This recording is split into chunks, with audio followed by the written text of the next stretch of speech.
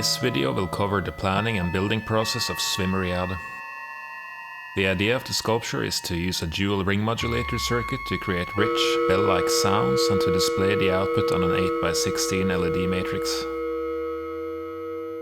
To begin with, I will try to explain how the circuit is functioning before I will split it into several sections that each have their own function. I made a flowchart to get an overview of the circuit's interconnectivity, which will aid in explaining how I go about designing the physical structure and the layout of components.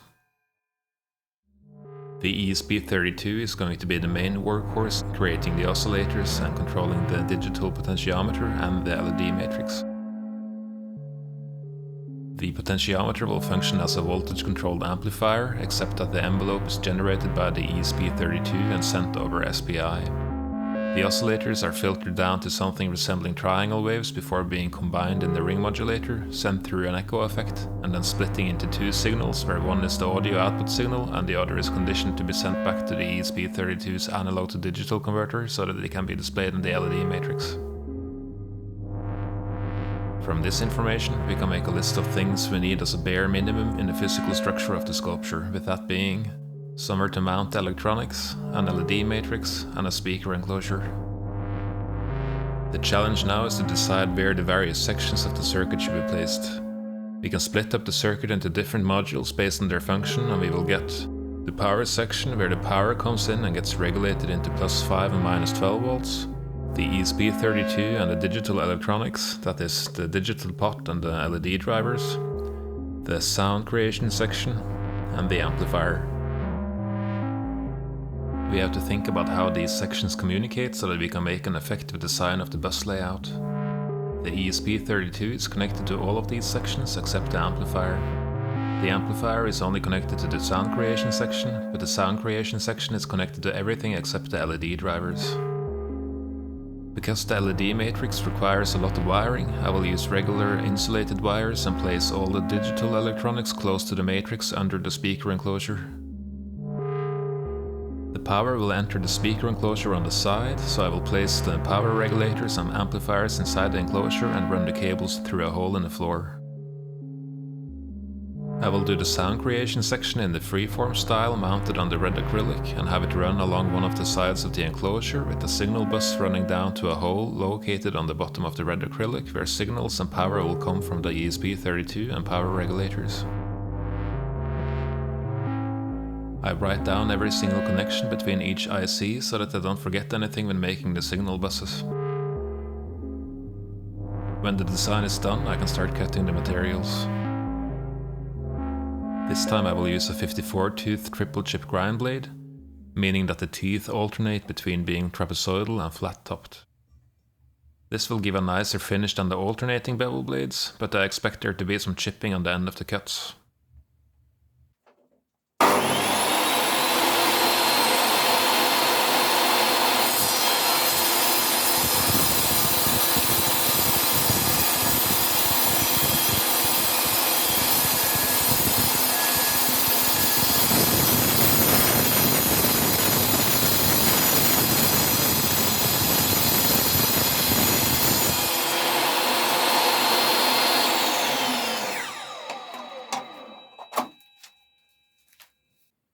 For comparison, here's the factory cut edge.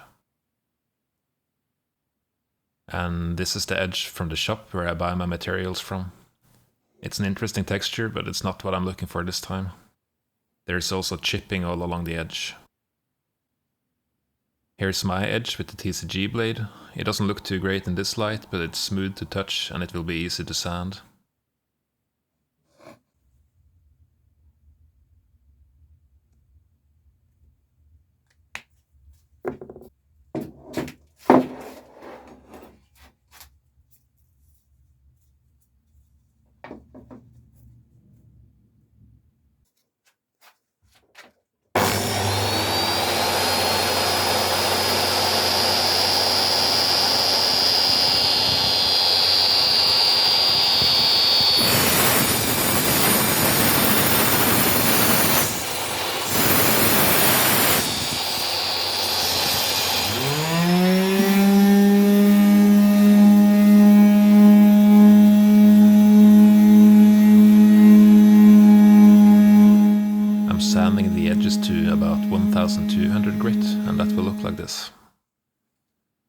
Here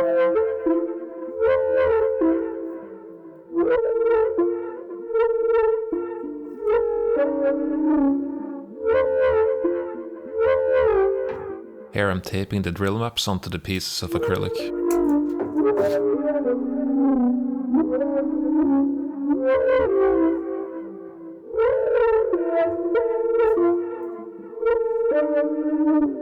I forgot to include the markers for this board in SketchUp, so I have to do them manually.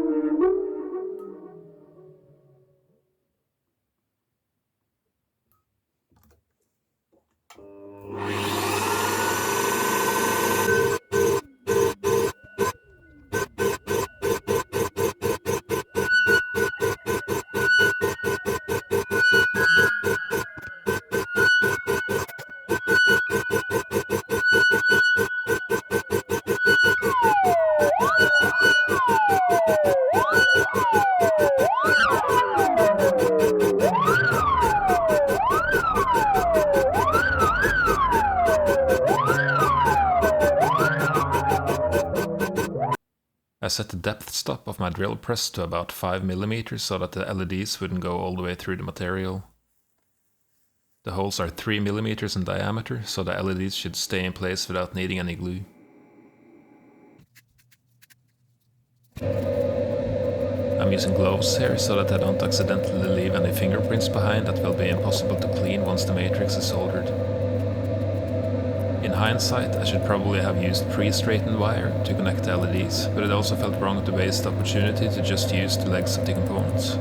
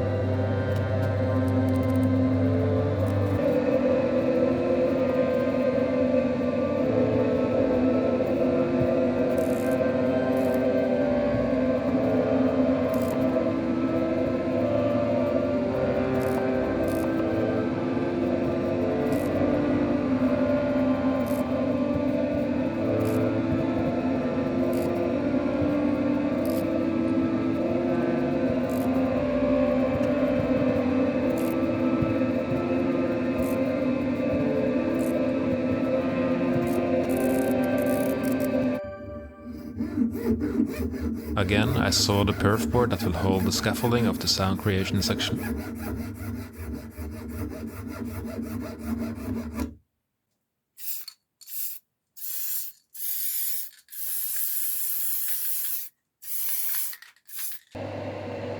To keep the drilled holes aligned with the bolts, I soldered the signal bus while it's fastened to the acrylic. As in the previous video, these are 14 and 18 AWG tinned copper wire.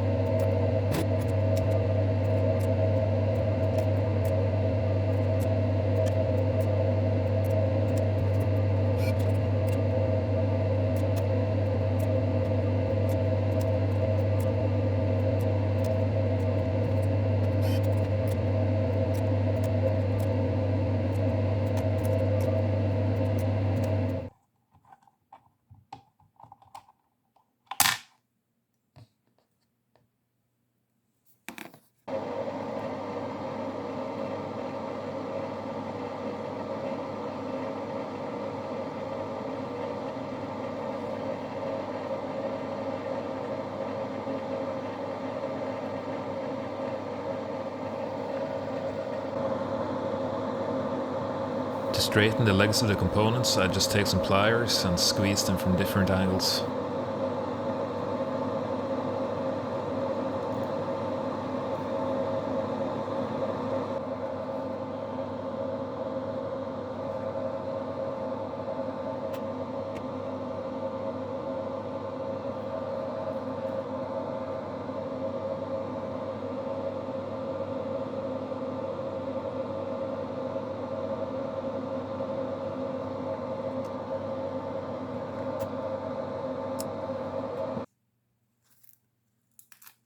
Before I put everything together, I will spray the acrylic with some anti-static film in hope of keeping it from attracting dust.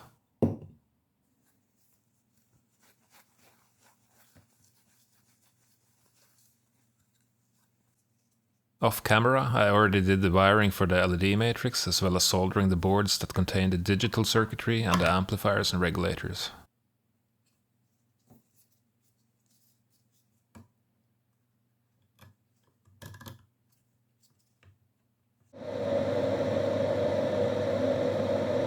I always use Schottky diodes to protect the circuit against reverse voltage, and I solder them directly between the power connector and the fuse holder. These are the power wires that come from the regulators on the inside of the enclosure. The only thing remaining is to solder these wires to the sound section on the front side of the sculpture. Once that is done, I can mount the scaffolding to the acrylic and check if everything works.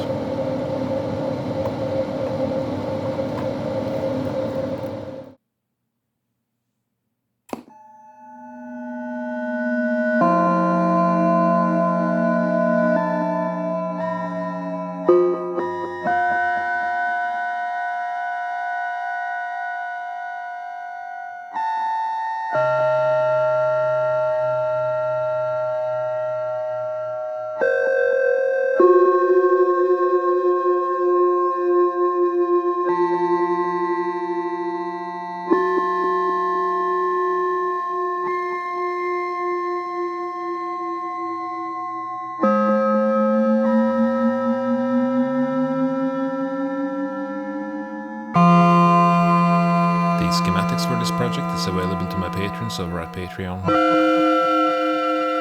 And if you liked the video, let me know.